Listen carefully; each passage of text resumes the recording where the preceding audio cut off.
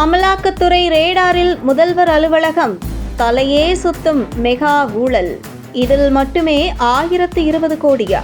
தமிழ்நாட்டின் நகராட்சி நிர்வாகம் மற்றும் குடிநீர் வழங்கல் துறையில் மட்டுமே 1020 கோடி ரூபாய் அளவிலான முறைகேடு குறித்து அமலாக்கத்துறை விசாரணை நடத்தி வருவதாக தகவல் வெளியாகியுள்ளது.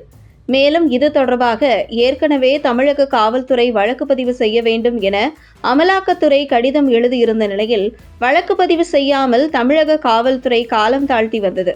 இந்த நிலையில் இந்த விவகாரத்தில் வழக்கு பதிவு செய்ய வேண்டும் என்று மெட்ராஸ் ஹைகோர்ட் உத்தரவிட்டுள்ளது குறிப்பிடத்தக்கது.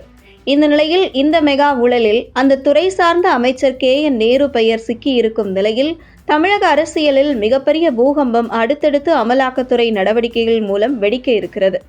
நகராட்சி துறையில் அரசு ஒப்பந்தங்களில் 7.5% முதல் 10% வரை கமிஷன் வசூலிக்கப்பட்டதாகவும் அது உறவினர்கள் மூலம் தனிப்பட்ட லாபமாக மாற்றப்பட்டதாகவும் குற்றச்சாட்டு எழுந்துள்ளது. மேலும் திமுக தலைவராக இருக்கும் முதல்வர் ஸ்டாலின் கட்சி நிதி மூலம் திருப்பிச் செல்லப்பட்டதாக கூறப்படும் தொகைகளில் நேரடி பயன் அடைந்துள்ளதாகவும் தகவல்கள் வெளியாகியுள்ளன.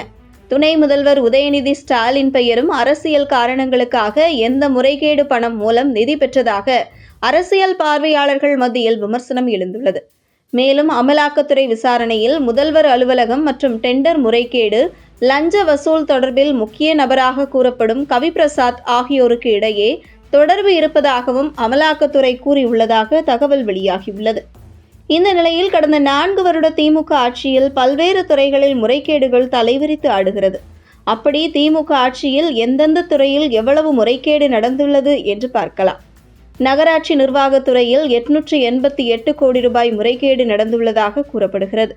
2538 பணியிடங்களில் குறைந்தது 150 இடங்களுக்கு 25 லட்சம் ரூபாய் முதல் 35 லட்சம் ரூபாய் வரை லஞ்சம் வாங்கப்பட்டதாக குற்றச்சாட்டு உள்ளது.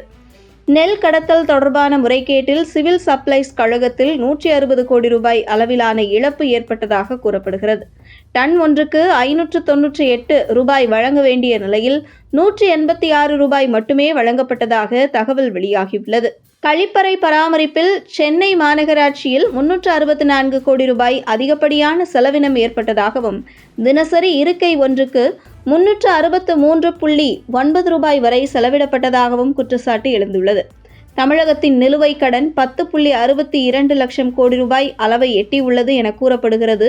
முறைகேடாக கூறப்படும் தொகைகள் சேமிக்கப்பட்டிருந்தால் மாநில கடன் குறைக்கப்பட்டிருக்கலாம், பெண்களுக்கு உரிமை தொகை வழங்கப்பட்டிருக்கலாம், மாணவர்களின் கல்விக் கடன் தள்ளுபடி செய்யப்பட்டிருக்கலாம், இலவச மடிக்கணினிகள் வழங்கப்பட்டிருக்கலாம், பொங்கல் பரிசுத் தொகை உயர்த்தப்பட்டிருக்கலாம் என்கிறார்கள் அரசியல் பார்வையாளர்கள்.